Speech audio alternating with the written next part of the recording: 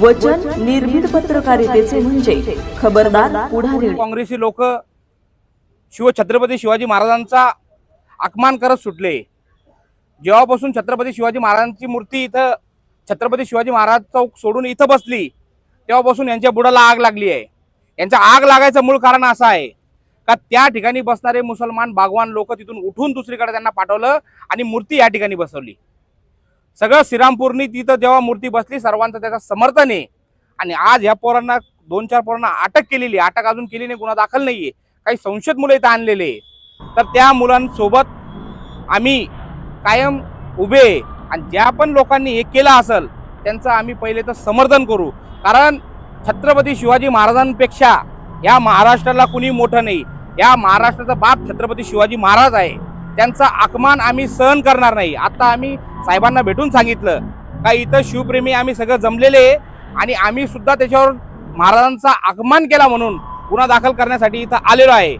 शिवप्रहारच्या लोकांवर त्यांचा आरोप आहे, त्यांनी केला आहे. त्यांनी केला तर आम्ही त्या संघटनेचा पूर्णपणे समर्थन करतो आणि याच्या पुढे जे काही होईल त्यांच्यासोबत आम्ही कायम उभे. काँग्रेसचे नॅरेटिव्ह सेट करण्यामध्ये ते 1 नंबरचे. तुम्ही महाराजांचा अपमान करायचा, तुम्हीच उपोषण करायचं. उलट त्यांनी त्यांच्या माणसाने जेव्हा महाराजांचा एकेरी उल्लेख केला तर त्या लोकांनी त्याचा विरोध करायला पाहिजे होता. विरोध न करता तुम्ही अजून त्याच्या समर्थनमध्ये उपोषण करतात. मी तर म्हणतो आपल्या हिंदू समाजाने या काँग्रेसांना आता राजकारणाची गोष्ट नाहीये. ही संघटना पण ज्यांनी हे केलेले आहे त्यांच्यावर जो आरोप आहे ही संघटना ही कुठल्या राजकीय ह्याच्यात नाहीये. त्यांनी शिवाजी महाराजांचा अपमान झाला म्हणून ही घटना झालेली आहे. त्यांनी काँग्रेसने उलट त्या गोष्टीचा निषेध केला पाहिजे का महाराजांना कुठेही एकेरी उल्लेख होत नव्हता.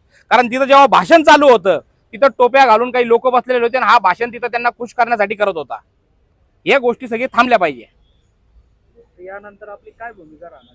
नाही, आता आम्ही ते गुन्हा दाखल करायचं त्यांनी सांगितलं. साहेबांनी निवेदन द्या, आम्ही पण त्याच्यावर गुन्हा दाखल करणार आहे. त्यांनी महाराजांचा अपमान केलेला आहे आणि त्याच्या म्हणण्याप्रमाणे हा व्हिडिओ एडिट AI तो तयार केलेला आहे. पण ते सगळं चुकीचं आहे. त्याचा 7 मिनिटाचा व्हिडिओ माझ्याकडे आहे.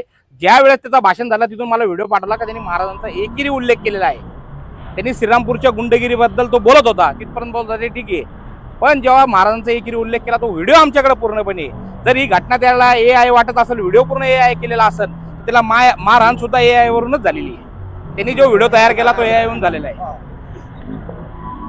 खबरदार पुढारी न्यूज चॅनलला लाईक करा, सबस्क्राईब करा आणि बेल आयकॉन प्रेस करा.